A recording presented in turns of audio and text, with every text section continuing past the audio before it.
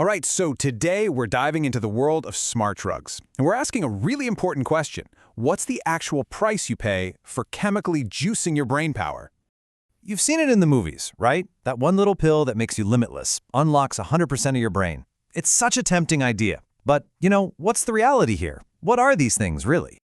So, the official term is nootropics. It's a fancy word that basically means acting on the mind. And get this, they were first created for some really serious reasons, to treat things like dementia or ADHD. But now, well, now healthy people are using them, all of us kind of chasing that extra mental edge. Okay, so how do they even work? To really get the risks, we've got to look at the science behind the promise first. It really all boils down to brain chemistry. You see, most of these popular smart drugs, especially the stimulant kind, they're designed to mess with the levels of these key brain chemicals called neurotransmitters. Think of them as messengers that control, well, everything, from your mood to your focus. And the two big players here are dopamine, which is all about reward and attention, and norepinephrine, which handles alertness. So let's break that down with dopamine. Imagine your brain has this natural recycling system. Normally, dopamine gets released to help you pay attention. But then, these stimulants come in and they basically block the cleanup crew, the little transporters that are supposed to recycle the dopamine. What happens then?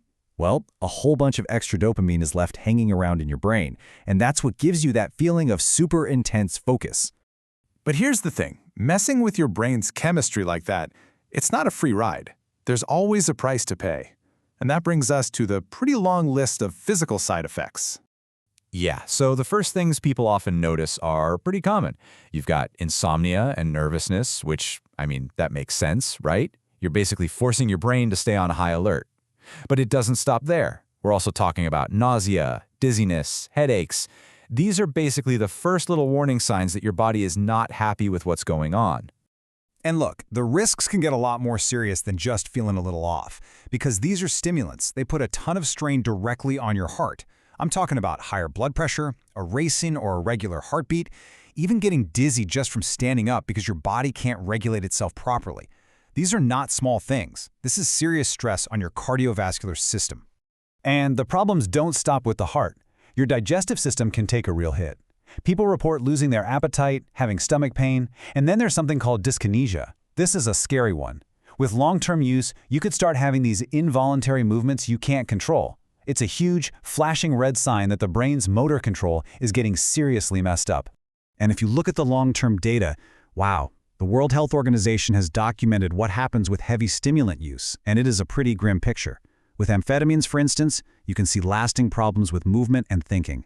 With others, like ecstasy or cocaine, the research shows actual damage to the parts of the brain that handle mood and memory. Your brain literally starts to change, and not for the better. Okay.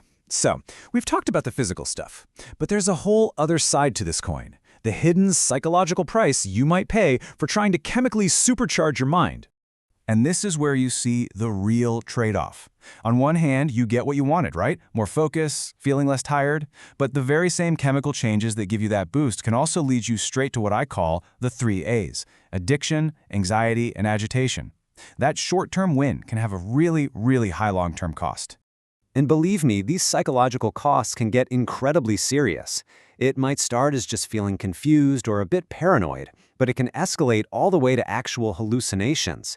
If you already deal with something like depression, these drugs can make it so much worse. We're talking about triggering things like compulsive gambling, panic attacks, and in cases of overdose, something terrifying called acute toxic psychosis. This brings up a really, really critical point that the World Health Organization makes, and it's this. Getting hooked on a substance isn't some kind of moral failure. It's not about being weak. It is a medical disorder. It's about real biological changes happening in your brain.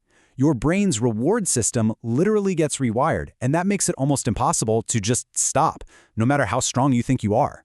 So, with all these serious risks on the table, how do you even know if you're heading into dangerous territory? Well, let's go through a really practical checklist. This is based on official diagnostic criteria. All right, this checklist comes straight from the World Health Organization's criteria for dependence. So just be honest with yourself here. Do you feel this really strong desire, almost a compulsion, to use it? Do you find it hard to control when you start or when you stop or how much you take? Have you noticed you need more and more to get that same initial feeling? Are you maybe letting other things slide? Hobbies, responsibilities, relationships? And are you using it even though you know deep down it's causing you harm? The WHO says that if you answer yes to 3 or more of these, that is a major red flag.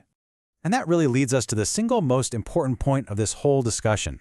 This is not a decision you make after reading a few articles online. It's not something to take lightly. Given how complex this stuff is and how serious the risks are, the choice to take any kind of cognitive enhancer should only, and I mean only, be made after talking it through with a doctor. So that brings us right back to where we started. I get it, the desire for a mental edge, to be sharper, faster, it's completely understandable. But as we've just walked through, the potential cost to your body and your mind can be huge. So you really have to ask yourself, when it comes to your brain, your one and only brain, is the promise really worth the peril?